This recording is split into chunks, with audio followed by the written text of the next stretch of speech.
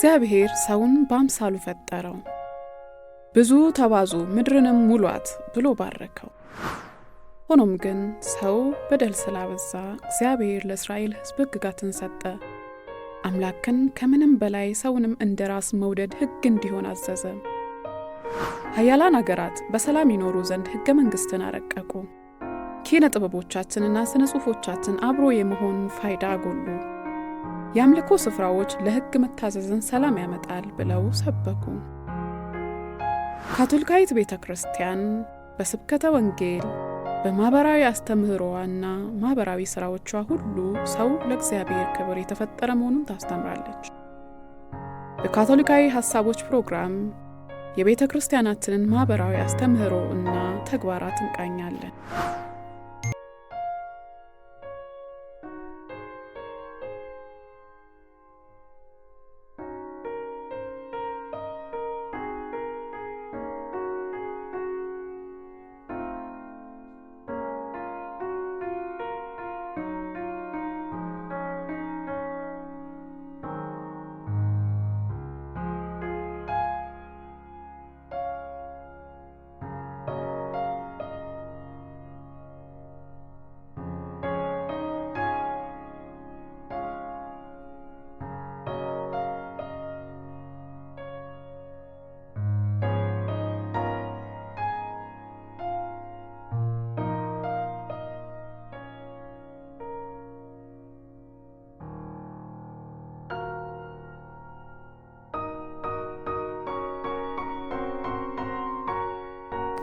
ወደ የሚቀጥለው ደግሞ የመወያያ ርዕሳችን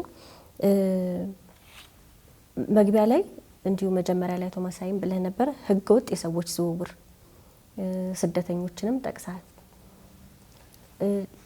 ስደተኞች ለህገወጥ የሰዎች አዘዋዋሪዎች ይዳረጋሉ፣ ተጋላጭ ናቸው? አዎ በሚገባ አንዱም ይሄ ነው። ቅድም ክቡር አባቴ እንዳሉት ምንድነው ሰዎች የራሳቸውንም የቤተሰባቸውንም ቁሳዊ ወይም ማህበራዊ ህይወታቸውን ለመቀየር ከአንድ አካባቢ ወደ ሌላ አካባቢ መሄድ መብታቸው ነው። በአንድም በሌላም ደግሞ ገፍቶ የሚመጣና ከነሱ ቁጥጥር ውጭ ከሆነ ጥገኝነት እስከመጠየቅ ድረስ የሚካሄደው በስደተኞች ጉዳይ የተጻፈ የዛም ኮንቬንሽን ፈራሚ አካል ናት የኛ ሀገር። ለዛም ነው ብዙ ወደ 1 ሚሊዮን የሚጠጉ ስደተኞች ከጎረቤት ሀገራት በመንግስትና ሌሎች መንግስታዊ ባልሆኑ ተራድኦ ድርጅቶች በጋራ እንክብካቤ እየተደረገላቸው ያለውና አንዳንድ ጊዜ ስደት ከእለት ኑሮ ተነጥሎ አይታየም ይባላል። ምክንያቱም እኔን ጠይቁኝ፣ አዲስ አበባ ለትምህርት ነው የመጣሁት፣ ያደኩበት አካባቢ ሌላ ቦታ ነው። ሶ ኤቭሪዋን ኢዝ ኤ ማይግራንት ይላሉ። ስደተኛ ነው እንዳትሉኝ። ምንድነው የትውልድ ቦታዬና ተወልጄ ያደኩበት አካባቢ ሌላ ቦታ ነው። ግን በትምህርት እንዲሁም ሌሎች ነገሮችን በመፈለግ ወደዚህ መጣሁ። ምናልባት የእያንዳንዳችን ታሪክ ከዚህ ጉዳይ ጋር ሊያያዝ ይችላል። ስለዚህ እነዚህ ሰዎች በጣም ተጋላጭ ይሆናሉ እንዳልሽው። አንዱ በህገወጥ አዘዋዋሪዎች መረብ ውስጥ እንዲገቡ የሚያደርጋቸው እንግዲህ የእድሜ ጉዳይ አለ። ምናልባት በኋላ እናት ሰለሞን ያገዙኛል። በዚህ ጉዳይ ውስጥ በሰፊው ተጠቂ ወይም ተጋላጭ ሊሆኑ የሚችሉ የማህበረሰብ ክፍሎች ህፃናትና ሴቶች ናቸው ይባላል። በእድሜ ክልል ካየን ደግሞ ወጣቶች ናቸው። ስለዚህ እነዚህ በራሳቸው መወሰን የማይችሉ ልጆች ናቸው። ብዙ ጊዜ የኛ ሀገር እንግዲህ ልጅ የሚባለው ከ18 ዓመት በታች ነው አይደል? ከዛ በላይ እኮ በራሱ መወሰን ባይችልም እንዴ መብቱ ነው የሚባለው።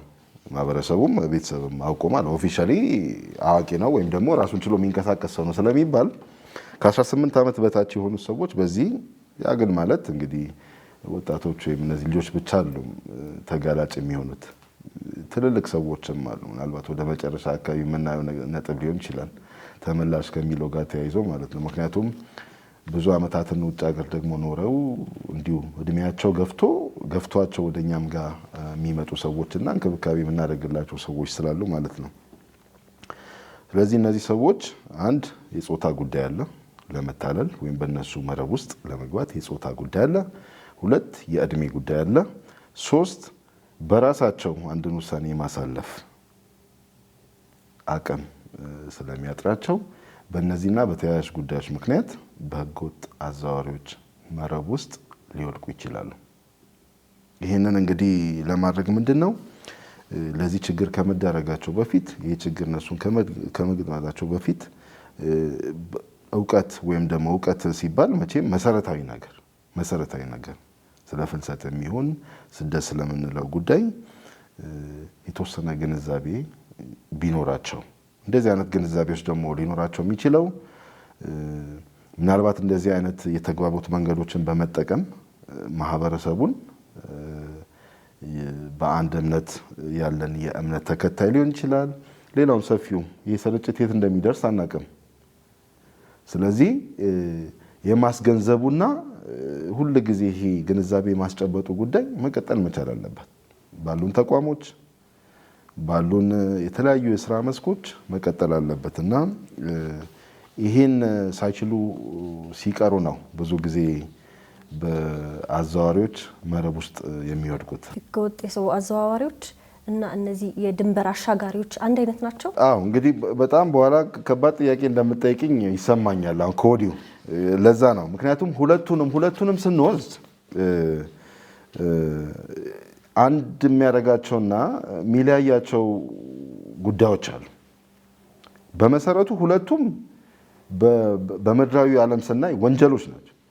ሁለቱም በተለይ መደበኛ ያልሆነ ወይም ደግሞ አንዳንድ ጊዜ ቃሉንም ለማለት ያው አስቸጋሪ ነው። ህገወጥ ማለት ሰው ህገወጥ አይደለም። ምናልባት በአማርኛው አሁንም ለመግለጽ ያስቸግራል። አሁን ኢመደበኛ የሆነ ጉዞ እና ድንበር የማሻገር ጉዳዮች በተለያዩ ዘርፎች ሊታዩ ይችላሉ። አንደኛው ምንድነው በወንጀል ሲሆን ለምሳሌ ይሄ በህገወጥ አዘዋዋሪዎች የሚገባ ሰው መረብ ውስጥ የሚወድቅ ሰው አገር ውስጥም ከአገር ውጭም ሊሻገር ይችላል። ዓላማው ነው የሚወስነው። የህገወጥ የሰዎች ዝውውር ላይ ሰለባ የሚሆኑ ሰዎች የመጨረሻ ዓላማው ብዝበዛ ነው፣ ኤክስፕሎይቴሽን። ቀደም የተባበሩት መንግስታት ፓሌርሞ ፕሮቶኮል በ2000 የወጣውን አንብቤዋለሁ ቃል በቃል እንዳለ። በማስፈራራት ስልጣንን ያላግባብ በመጠቀም በዛቻ በጭቆና በተለያዩ ነገሮች ሰዎችን መመልመል እንግዲህ እነዚህ ድርጊቶች ናቸው። ማስፈራራት፣ ስልጣንን ያላግባብ መጠቀም፣ መጨቆን ድርጊቶች ናቸው። መንገዶች አሉ ደግሞ በማስፈራራት በመደበቅ በማጎር እነዚህ ደግሞ ዘዴዎች ወይም መንገዶች ናቸው። መጨረሻ ዓላማው ግን ለህገወጥ የሰዎች ዝውውር ምንድነው? ዋናው የመጨረሻው ግብ ምንድነው? በዚህ መረብ ውስጥ የሚሰሩ ሰዎች ብዝበዛ ነው። ብዝበዛው ምንድነው? ብዙ አይነት ነው። በኋላ እንመጣለን ምናልባት በዳታና በተደገፉ ጉዳዮች ማለት ነው። የድንበር ማሻገር ግን ምንድነው? አንቺ ወይም እኔ አገራችን ወዳልሆነበት ወደ ሌላኛው ይሄ በእኔ ፍላጎት ወይም በአንቺ ፍላጎት የሚወሰን ነው ድንበር ማሻገር እንጂ እንደ ህገወጥ የሰዎች ዝውውር ማለት ነው። እንደዚህ መልምሎ ደብቆ አይደለም። አንቺ ጋር መጣለው ሜሪ ከዚህ ኬንያ አስገብኝ ነው የምልሽ፣ አድርሽኝ ነው የምልሽ። ሶ በአንቺ ኮንሴንት ወይም በኔ ይሁንታ ወይም በአንቺ ይሁንታ የሚወሰን ነው ማለት ነው። ሁለተኛ ከፔሪድ ወይም ደግሞ ከሚወስደው ጊዜ አንጻር ስንወስድ ይሄ በህገወጥ የሰዎች ዝውውር ውስጥ የገቡ ሰዎች ወይም ደግሞ ጥቃት የሚደርስባቸው ሰዎች የረጅም ጊዜ ብዝበዛ ነው። ድንበር ከማሻገሩ ጋር ደግሞ ምንድነው ውሉ የሚቋረጠው? እኔ ከኢትዮጵያ ወደ ኬንያ ድንበር ስደርስ ተቋረጠ ማለት ነው። የማድረስና እስከ ወዳኛው ድረስ የመበዝበዝ እንግዲህ ልዩነቱን እያየን ማለት ነው። ይሄ ማለት እንዲያው አንደኛው ጥሩ ነው አንደኛው መጥፎ ነው ማለት ባንችልም እንዲያው ብዝበዛው ባይኖርና ተሻግሬ ብቻ ባርፍ ይሻለኛል ወደሚለውም ሰው ሊሄድ ይችላል። ግን እኛ እንደ ቤተክርስቲያንም እንደ አስተምሮም ይሄን ነገር ሁለቱም አግባብ ያልሆነ እንደሆነ ነው። ከትርፍ አንጻር ለምሳሌ ይሄ የሚበዘበዝ ሰው በህገወጥ የሰዎች ዝውውር ውስጥ ሰለባ የሆነ ሰው ሁሉ ጊዜ ያን ዝውውር ለፈጸሙት አካል የሚከፍለው የራሱ የሆነ ነገር አለ። ደሞዝ ላይሆን ይችላል፣ ግን የሆነ በየጊዜው ምክንያቱም በእነሱ ቁጥጥር ስር ነው የሄደው። ድንበር የማሻገሩ ግን ይሄን ያህል ከፍላለሁ ይለዋል። እዛ ቦታ ይደርሳል፣ ያንን ይከፍላል፣ ኮንትራቱ አለቀ ማለት ነው። ስለዚህ እነዚህና ሌሎች ተያያዥ ጉዳዮች ስላሉ ከጊዜው አንፃር በጣም ሰፊ ነው። ምክንያቱም አንዱን አውድ ይዘን በደንብ እሱን ጨርሰን ወደ ሌላውም ብንሄድ የተሻለ ነው። ያነሳሽው ጥያቄ ላይ ትንሽ እንደው ለመጨመር መሳይ በሰፊው አብራርቶታል። ስደተኞች ሁሉ ጊዜ ለስደት ያው ገፊ ምክንያቶችን ተመልክተናል፣ ወይም ደግሞ ሳቢ ምክንያቶች የምንላቸው ሌላው ሀገር የምናየው የተደላደለ ኑሮ፣ ሚዲያ በዚህ መገናኛ ብዙኃን ትልቅ ድርሻ አለው። ስደተኞችን የበለጠ ተጋላጭ የሚያደርጋቸው ምንድን ነው? ያሉበት ሁኔታ በራሱ ተጋላጭ ያደርጋቸዋል። ስለዚህ እዛ ቦታ ላይ ደግሞ ህገወጥ ሰዎች ዝውውር ላይ የሚሰሩ ሰዎች መልማዮችን ያዘጋጃሉ። ለምን እንዲያደርግልሃለሁ በቃ በተስፋ ይሞሏቸዋል። ኦልሬዲ ገፊ ምክንያት አለ። ኦልሬዲ እነሱ በአእምሯቸው የሳሉት ደግሞ ሳቢ ምክንያት አለ። ያንን አገዝፈው ያሳያቸው። በዚህ ምክንያት ተጋላጭ ይሆናሉ።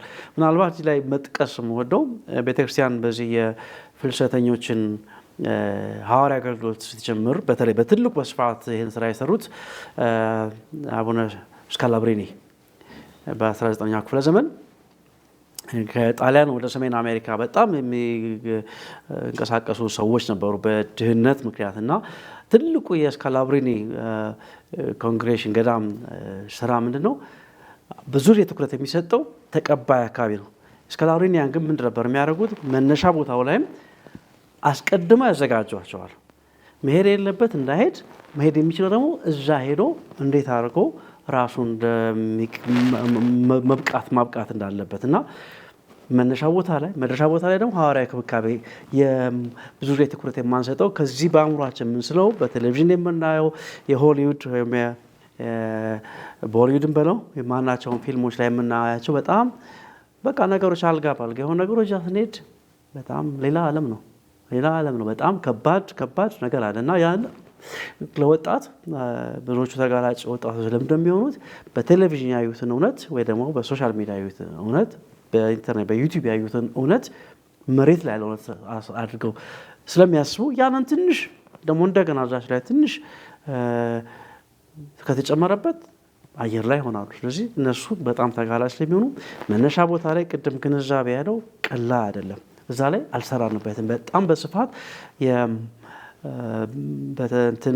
በእንግሊዝኛው የማይግሬሽን ካልቸር በአንዳንድ አካባቢ ላይ አለ።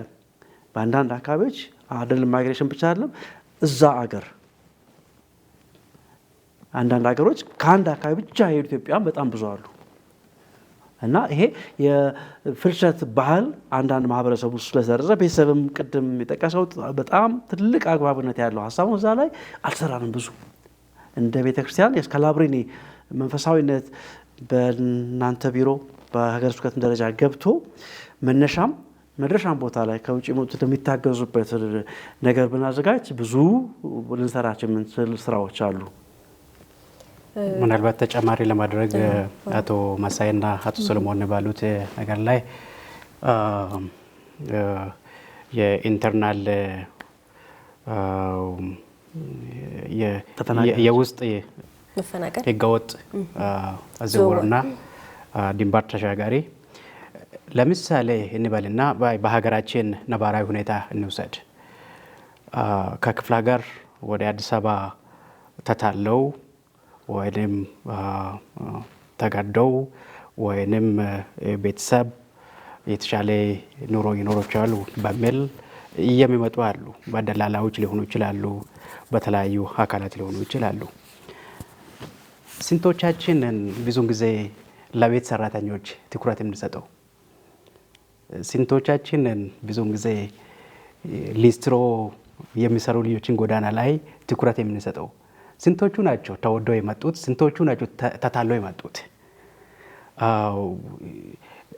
ሌሎች ነገሮች ደግሞ አሉ ላይክ በሴተኛ አዳሪነት ስራ ውስጥ የሚገቡ አንዳንዶቹ ተታለው ነው። አንዳንዶቹ ደግሞ ተገደው ነው። አንዳንዶች ደግሞ የኑሮ ሁኔታ አስገድዷቸው ይመጣሉ። እነዚህ ነገሮችን ብዙ ጊዜ ትኩረት ሰጥተን ማስራት አለብን። ቤታችን ውስጥ የሚሰሩ በእንግሊዝኛ ጥሩ ቃል ነው፣ ሃውስ ሄልፕ ነው የሚባለው። የቤት ሰራተኛ አይባልም፣ ሃውስ ሄልፕ። እንዴት ነው እነሱን ትሪት የምናደርጋቸው እኛ? ክርስቲያኖች ምን ይሁን ሙስሊሞች ምን ይሁን ማንም ይሁን እንዴት ነው እነሱን ትሪት የምናደርጋቸው?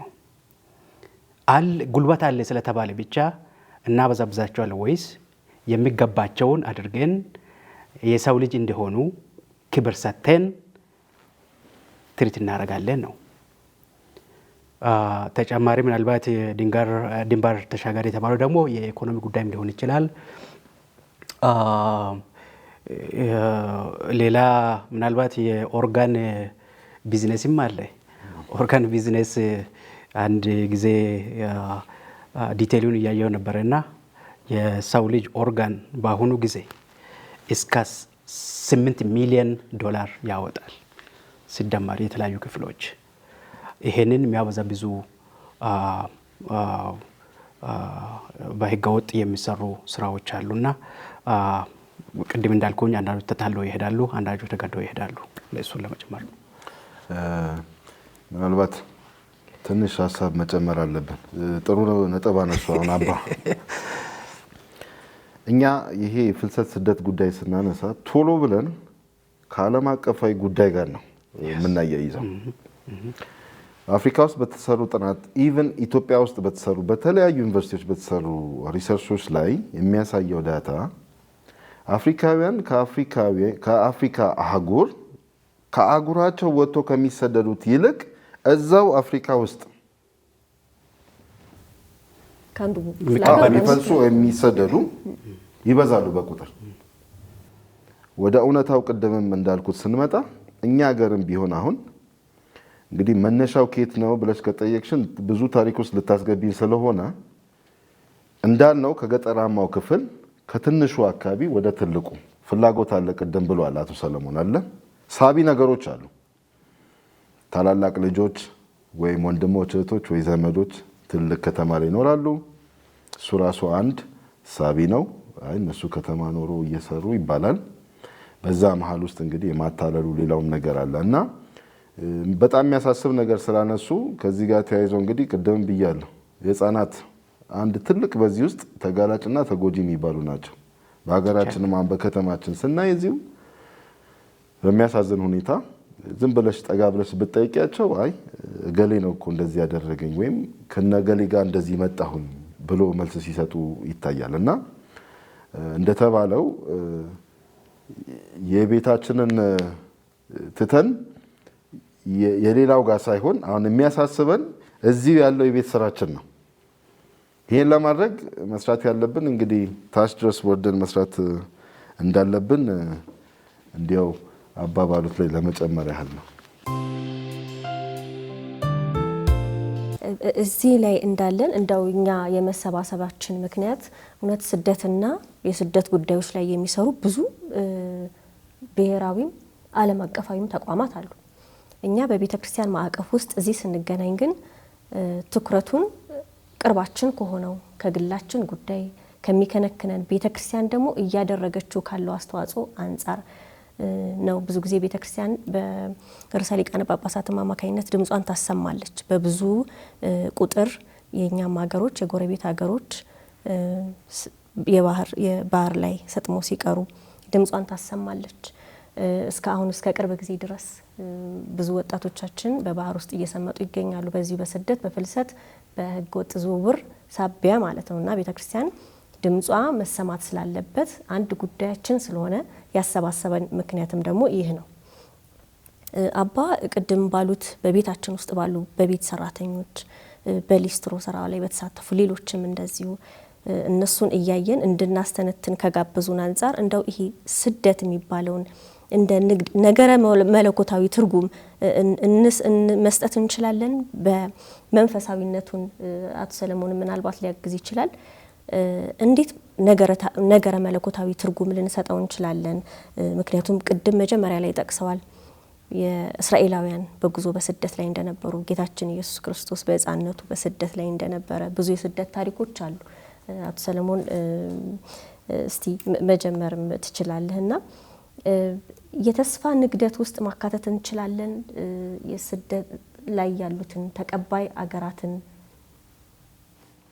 በመጀመሪያ ደረጃ ቅድም አባ በአንድ መልክ ጠቅሰውታል። የመንቀሳቀስን ባህሪ ሰው ልጅ ባህሪው ነው በሚል እና እዛ ላይ ድንበርን የመጠበቅና የመንቀሳቀስ መብት እንዴት አድርገን እናስታርቃለን የሚለው ከባድ ጥያቄ ነው። የሰው ልጅ የመንቀሳቀስ ሙሉ መብት አለው። ግን አንድ ነገር ሁል ጊዜ ማዕቀፉንም አስቀምጠውታል ለጋራ ጥቅም። የድንበር ጥበቃ ጉዳይ የጋራ ጥቅም የምንለው ሁላችንንም የሰውን ልጅ መሰረት ባደረገው የቤተክርስቲያን ማዕከላዊ የማህበራዊ አስተምሮ ማዕከላዊ መነሻው የሰው ልጅ ክቡርነት ነው እና ይሄ ክቡርነት በኢኮኖሚ፣ በፖለቲካ፣ በማናቸውም ደረጃው የሚቀነስ አይደለም እና እንደውም ወይ ደግሞ እንደ አሁን ከሰዎች እንቅስቃሴ ጋር ስለምናገናኘው እንደ ቪዛ የሚቃጠል አይደለም የሰው ልጅ ክቡርነት እና ያ እስከሆነ ድረስ የመንቀሳቀስ መብቱን ሌላ ቦታ ራሱን የማቋቋም የመኖር መብቱን በተመለከተ አገራትም ራሳቸውን በማይጎዳ መልኩ እንዴት አድርገው ማስተናገድ እንዳለባቸው ትልቅ ውይይትና ፖሊሲ የሚጠይቅ ጉዳይ ነው። በዚህ ጉዳይ ቤተክርስቲያን የማህበረሰብ ሕሊና ነች ካልን በዛ በኩል አስተዋጽኦ ማድረግ የምትችለው ነገር ይኖራል። እንደኛ ቅድም በመጠኑ ያነሳሁት የዚህ ስካላብሪኒ መንፈሳዊነት መሰረት አድርገን ስካላብሪኒያን ገዳማት መርህ መሰረት አድርገን ቅድም እንዳነሳሁት በመጠኑ ያለንበት አካባቢ ላይ ብዙ ስራዎች መስራት ይኖርብናል። አንደኛ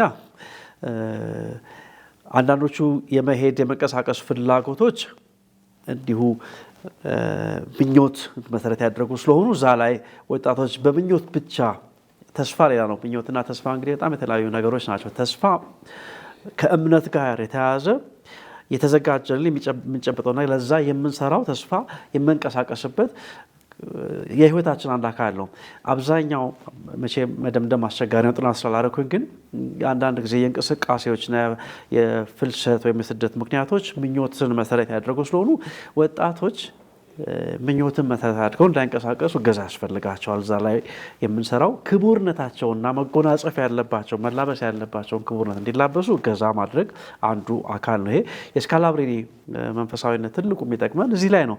ባሉበት ቦታ መጽናት ያለባቸው እንዲጸኑ፣ መሄድ ያሉትን ደግሞ በብቃት የማዘጋጀቱን ነገር እዛ በሄዱበት ተጋላጭ እንዳይሆኑ ያደርጋቸዋል እና መንገዶችን የማመቻቸቱ ስራ እዚህ ለምሳሌ አሁን ካለን የኢኮኖሚ ሁኔታ አንጻርና በሰለጠነው ዓለም በምዕራቡ ዓለም ካለው ደግሞ የግራጫ እድሜ ያረጅ አሁን አብዛኛው እኛ 71 ከመቶ ከ30 ዓመት በታች ያለ ነው።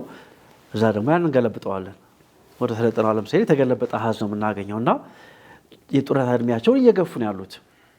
አሁን አብዛኛው የአውሮፓ ህብረት ሀገራት ከ65 ወደ 77 ወደ 80 ለመግፋት ጥረት ያደረጉ ነው እና ብዙ ብቃት ያለው ሰራተኛ ይፈልግ። ያንን ለምሳሌ በዚህ በሉላዊነት ዘመን ወጣቶቻችንን በክህሎት፣ በእውቀት፣ በባህልም ማዘጋጀት አቅም መገንባት አለብን።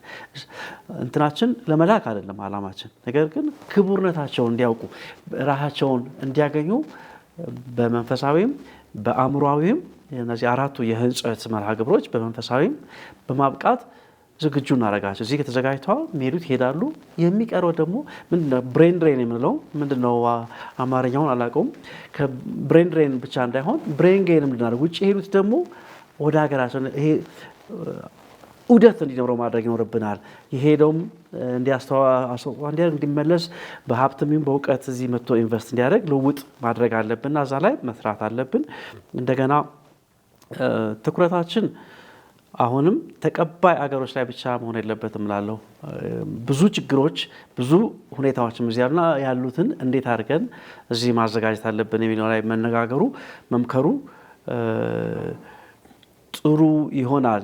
በቃ ህይወታችን መግቢያቸው ላይ በጥሩ ነው ያስቀመጡት። እንግዲህ በቃ ህይወት ጉዞ ነች፣ ህይወት ንግደት ነው እና ይሄ ምንገታው ነገር አለ። መንፈሳዊም ደግሞ እኛ እንግዲህ እንደ ክርስቲያን አማኞች በአጠቃላይ በእስልምናውም አለ ንግደት። በጣም ትልቅ ንግደት ምንድነው? ትልቁ ነገሩ ካለሁበት ቦታ ከተሰፋሁበት ቦታ ተነስቼ ሌላውን የማገኝበት የራሴን ቦታ ትቼ በቃ ይሄ የኔ ምንድነው ተደላድለውን ቦታ ትቼ ራሴን ተጋላጭ አድርጌ የሚሄድበት ቦታ እኔ ተጋላጭ እንግዳ ነኝ። እዛ የዛን ሰውዬ ዓለም የምገባበት የሌላ ሰው ዓለም ውስጥ እገባለሁ። ይሄ ትልቅ ንግደት ዝም ብሎ አየር ላይ ያለ ሄጄ አንድ ቦታ ሻማ አብርቼ ወይ ደግሞ ስለቴን አስገብቼ የመለስበት አይደለም። እኔነቴን እዛ አስቀምጣለሁ በዛ አካባቢ እና ይሄ እንቅስቃሴ የፍልሰትም ስደትም እነዚህ ነገሮች ጋር በማያያዝ ጥሩ ግብአት መስጠት አለብን ለወጣቶቻችን። በሚሄድበት ቦታ ራሳቸውን ተጋላጭ አድርገው፣ ተጋላጭነት ለመጎዳት አይደለም፣ የሌላው ባህል ለመላበስ የሌላውን ማንነት ለመላበስ እና እዛ ራሳቸውን ደግሞ የራሳቸውን ማንነትን እንዲሰጡ። ምክንያቱም ክርስቶስ ራሱ እንደሰጠን እነሱ መስጠት ይጠበቅባቸዋል። እዛ ማህበረሰብ ውስጥም ሲገቡ አስተዋጽኦ ያደርጋሉ። አስተዋጽኦ አድርጉ ማለት ወደዚህም የሚሰጡት ነገር ያገኛሉ ማለት። ስለዚህ ጥሩ ሀሳብ ነው። የተስፋ ነጋዴያን መሆናችንን በዛ ማረጋገጥ ይቻላል። የሆነ ጊዜ በግብፅ እንግዶች ነበራችሁ እያለ እስራኤላውያን ያስታውሳል። ይሄ ምን ማለት ነው? እኛን የሚያስታውሰን እኛን የሚያስተምረን it is as the theology of memory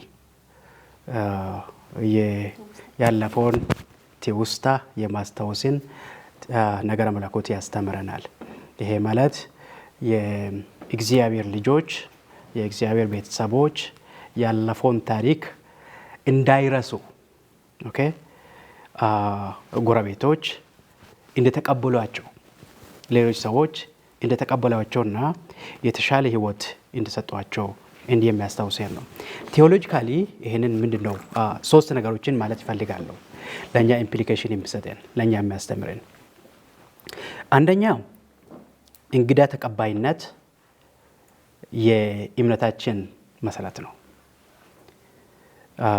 ጌታችን ኢየሱስ ክርስቶስ ወንጌል ቅዱስ ማቴዎስ እንደጻፈው ምዕራፍ 25 ቁጥር 35 ላይ እናያለን። እንግዳ መቀበል እግዚአብሔር እንደመቀበል to welcome a stranger is to welcome God አንዱ እሱ ነው የሚያስተምረን። ሁለተኛው ደግሞ ይሄ ፍልሰት ይሄ ጉዞ የመንፈሳዊ ጉዞም ነው። we are all pilgrims and we are journeying. ሶስተኛ የሚያስተምረን እግዚአብሔር በዚህ ጉዞ ውስጥ አለ። ሁሉ ጊዜ ከኛ ጋር ይራመዳል። ሁሉ ጊዜ ከኛ ጋር ይራመዳል። ሶስቱ ነገሮችን ከዚህ ማማር እንችላለን።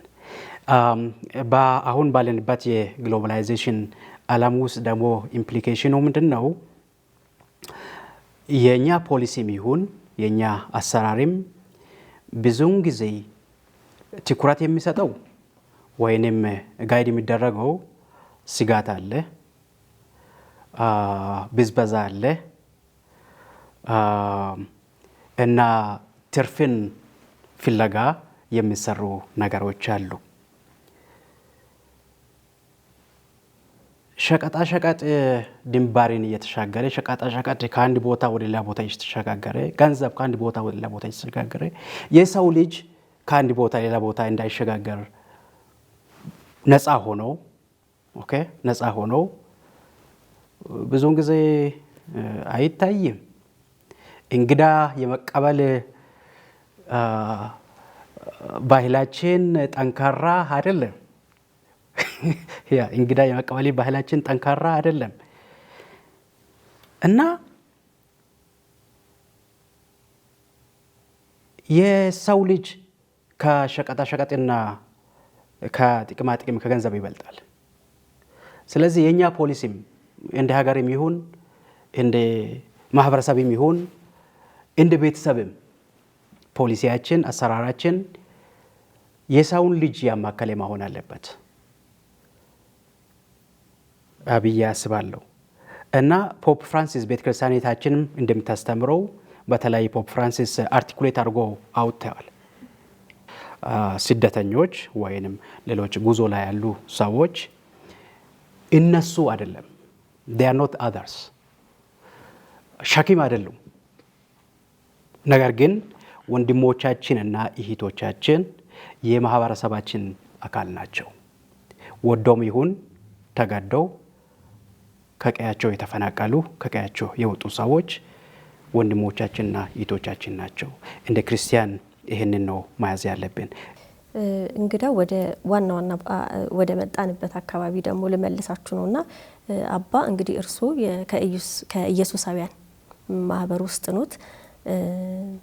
ጂአርኤስ የኢየሱሳውያን የስደተኞች አገልግሎት ማዕከል እንግዲህ ዋነኛው ለብዙ ዘመናት እዚህ የቆየን ኢትዮጵያ ውስጥ፣ ከዛ በተጨማሪ ደግሞ ታሊታኩም በሚባል እንቅስቃሴ ውስጥ እየተሳተፉ ይገኛሉ። አባ ከታሊታኩም ልጀምር። ምንድነው ታሊታኩም አባ? ምንስ ማለት ነው?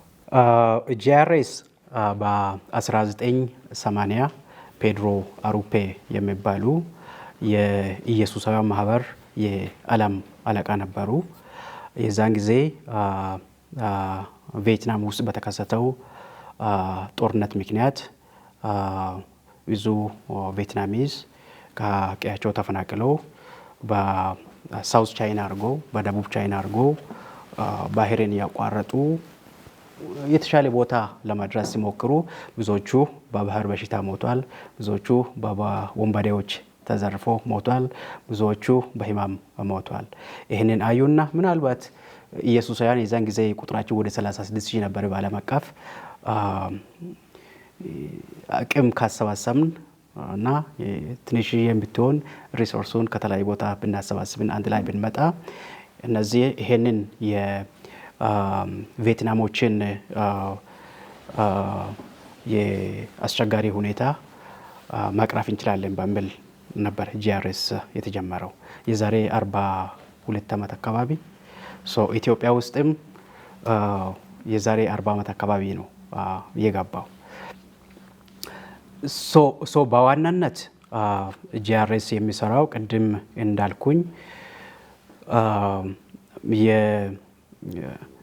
የአካምፓኒመንት ስራ ይሰራል። አካምፓኒመንት ከስደተኞች ከተፈናቃዮች ጋር አብሮ የማጓዝ ስራ። አብሮ የማጓዝ ማለት አንደኛ የማዳመጥ ስራ ነው። ብዙ ሰው በተለይ ዛሬ የሚያዳምጣቸውን ሰው ጆሮ የሚሰጠውን ሰው ይፈልጋል። አገልግሎት ይሰጣለሁ ከማለት በፊት መጀመሪያ ማዳመጥ አለብን። እሱ ነው አንደኛ ስራ፣ አካምፓኒመንት ነው። ሁለተኛ የአገልግሎት ስራ ነው። አገልግሎት በተለያየ መንገድ ሊገለጽ ይችላል። ከኮንሶርቲየም ጋር አብረን እንሰራለን። የአዲስ አበባ ውስጥ የተፈጠረው በተለይ የትምህርትና የስራ ፈጠራ፣ የሳይኮሶሻል ሰፖርት፣ የኢመርጀንሲ አገልግሎት እና የተያዙ ነገሮችን እንሰራለን። ሶስተኛ እንደ ዋናነት የኛ ሚሽን እንደ ጂአርኤስ የአድቮኬሲ ስራ ነው። ድምጽ ለሌላቸው ድምጽ የማሆን እሱን ስራ ነው የምንሰራ። ታሊታኩም የዕብራይስጥ ቋንቋ ነው። ዩ ሊትል ገርል አራይዝ በአማርኛ ምንድን ነው የምትለው? አንቺ ልጅ ቁሚ ቁሚ። አንቺ ልጅ ቁሚ። ከሱ ጋር በተያያዘ ነው የዛሬ 10 ዓመታት የበላይ የገዳማት አለቆች የዓለም አቀፍ በተለይ የእህቶቻችን አንድ ላይ መጡና በተለይ ከህገወጥ ሰዎች ዝውውር ጋር ሰለባ የሆኑትን ለማገዝ ድምፅ ለማሆን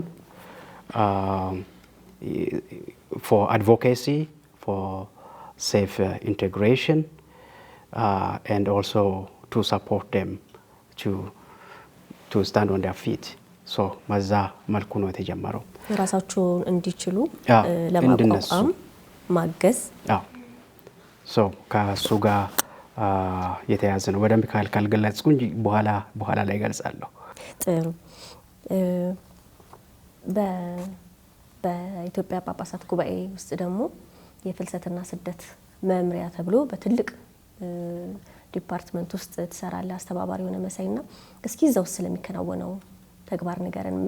አድማጭ ተመልካቾቻችን ብዙ የሚያውቁት አልመሰለኝም፣ ግን ቤተክርስቲያን በጣም በጥልቀት በስደትና በፍልሰት ዙሪያ እንደምትሰራ ማሳወቅ ይጠበቅብናል። እውነት ነው ሜሪ። እንግዲህ እንደ ካቶሊካዊ ቤተክርስቲያን ኩላዊት ናት ነው የምንለው። ይሄ በቫቲካን ጀምሮ እንግዲህ ቅድም ክቡር አባ ቡርቃ ብለዋል፣ በሰዎች ላይ የሚሰሩ ስራዎች ናቸው። ህንጸት በተለይ የቤተክርስቲያን ማዕከላዊ ነጥብ ሰዎች ላይ የመስራት ቅድም ተብሏል። ማዳመጡ፣ የስነ ልቦና ድጋፉ፣ ሌሎች ተብሏል እና ቅድም ያነሳቸዋቸው ነጥቦች በሙሉ በአንድ በኩል የሰው ልጅ የመንቀሳቀስ መብት አለው ብንልም በመታለል በሌሎች ደግሞ ጉዳዮች ተገዶ ወደዚህ አይነት ህይወት ውስጥ የሚገቡ ሰዎች አሉ እና የነዚህ ሰዎች ቁስል የቤተ ክርስቲያን ቁስል ነው። የነዚህ ሰዎች ችግር የኛ ችግር ነው በሚል እንደው ዝም ብሎ ጫፉን ነክቶ ይህን ሰራን ይህንን አደረግን ከሚል አንጻር ሳይሆን ለሰው ህይወት ከምንሰጠው ዋጋ የተነሳ እንደ ካቶሊካዊት ቤተክርስቲያን ዝም ብሎ የጎንዮሽ ስራ ሳይሆን ትልቅ መምሪያ፣ ይሄ ማለት በሙሉ ኃይሉ ባለን እውቀት ባለን ልምድ በዚህ በፍልሰትና ስደት እንዲሁም በተመላሽ ጉዳይ ላይ ጠንክረንና የተቻለንን ያህል እስከኖርን ድረስ አድርገን እንድናልፍ ነው የተቋቋመው። በምክንያትም ነው። ይህን ስል በዚህ ዙሪያ መምሪያ የሌላቸው ሌሎች አይሰሩም ለማለት ሳይሆን ወደ አንዳንድ ተቋማት ስንሄድ ምንድነው ሜይንስትሪም የሚባለው ነገር? አዎ፣ ከሚሰሩ ስራ ጎን ለጎን ስለዛ ጉዳይ መነሳት ያለበት ነጥብ ካለ ብቻ እያነሱ የሚሄድ ሳይሆን ቅድም አቶ ሰለሞን እንዳነሳው ልጆችን ፎርም ከማድረግ ጀምሮ መሄድ ያለ መሄድ የአንድ ሰው ውሳኔ ነው፣ የመጨረሻ ውሳኔ። መከልከል አንችልም። ዛሬም ነገም ወደፊትም መከልከል ማቆም አንችልም። ምናልባት ከዚህ አይነት መርሃ ግብር በኋላ መለስ ብለን ራሳችንን ስንጠይቅ እንደዚህም አይነት ነገር አለ ወይ? ለካ ይሄን ጉዞ ስጀምር ይሄን ነገር ማወቅ አለብኝ ወይ ብሎ ማህበረሰቡ፣ በተለይ ደግሞ ግለሰቦች፣ በዚህ ጉዳይ ተጋላጭ ሊሆኑ የሚችሉ ማንኛውም አካል የሆነ ነገር አእምሮ ውስጥ እንዲያስቀምጥ ስለሚፈለግ ነው። ማሳወቅ፣ ማብቃት። በቅርብ ያሉ በዚሁ በሩቅ ምስራቅ ሩቅ ምስራቅ አካባቢ ያሉት አንዳንድ ወደ ፊሊፒን፣ ወደ ባንግላዴሽ፣ ወደ ህንድ ብንሄድ እንዴት አድርጎ ዜጎቻቸውን አብቅተው ሰብአዊ ክብራቸውም ተጠብቀው መነሻ ሀገር ላይ ብቻ አይደለም መዳረሻ ሀገርም ላይ ማለት ነው። ስለዚህ እንደኛ ሀገር ምንድነው እንግዲህ ትልቅ ያው የፖሊሲ ጉዳይ ይነሳል። ምንድነው የዚህ የፍልሰት መምሪያ ፖሊሲ መኖር መቻል አለበት። እኛ አሁን እንደ ቤተክርስቲያን ምንድነው አድቮኬሲ ምንድነው መሞገት፣ ይሄ ምንድነው ይሄ ጉዳይ የሚመለከታቸው አካላት የኛም ቤተክርስቲያን ተቋም ጨምሮ ይሄ የመግፋት የመሞገት ጉዳይ ነው። የሰው ልጅ ህይወት ክቡር ነው። ድምጽ መሆን ዛሬም ነገም ሁሉ ጊዜም ድምጽ መሆን፣ ይሄ ደግሞ አንድ ይመስለኛል ካልተሳሳትኩ እንግዲህ ታርሙኛላችሁ የቤተ ክርስቲያን አንዱ ተልእኮ ነው አይደል እንዴ? ወንጌልን ስበኩ ተባለን። መስበክ እንግዲህ በስራም ጭምር ነው። የኔም ጉዳይ ነው፣ የአባም ጉዳይ ነው፣ የሜሪም የሁላችንም ጉዳይ ነው። ስለዚህ አንደኛው እኛ እንደ ማዕከል አድርገን የምንሰራው ምንድን ነው? እነዚህ ሰዎች የመጨረሻ ውሳኔያቸው ወይም አንድ ግለሰብ የመጨረሻ ውሳኔው ያለውን አካባቢ ለቆ ወደ ሌላ አካባቢ መሄድ ከሆነ መደበኛና ህጋዊ የሆኑ መንገዶችን ተከትሎ እንዲሄድ በዛ ዘርፍ ደግሞ የሚሰሩ የተለያዩ መንግስትና መንግስታዊ ያልሆኑ ተቋማት ምናልባት ይሄን ጉዳይ ሊያሳልጡ የሚችሉ አካላት አስፈላጊውን ትብብርና ድጋፍ እንዲያደርጉ በዚህ ጉዞ መሃል ደግሞ ሰብአዊ ክብር የሚባል ነገር አለ። ብዝበዛው፣ ጥቃቱ፣ ሌላው ነገር በዚህ ሰው ላይ እንዳይደርስ የግንዛቤ እና የክህሎት ስልጠና በመስጠት በክብር ወደ መንቀሳቀስ ወደሚፈልጉበት ቦታ እንዲሄዱ ማለት ነው። ምክንያቱም ድምር ውጤቱ ለሀገርም ለቤተሰብም ጭምር ነው። በኋላ የሌሎች ሀገሮች ታሪክ ስንወስድ እንግዲህ ቅድም አቶ ሰለሞን አስቀምጧል። ከኢኮኖሚ አንጻር ብናይ አሁን መደበኛ በሆነ መንገድ የሄዱ ሰዎች ምንድን ነው ያልከው? ሳይክል ዑደት ነው። ዞሮ ዞሮ ከአንዱ ከመኖሪያ አካባቢያችን እንሄዳለን። ምን ሄደው የሆነ ህይወትን መሻት አድርገን ነው። ትምህርት ሊሆን ይችላል፣ ሌሎች ስራ ሊሆን ይችላል።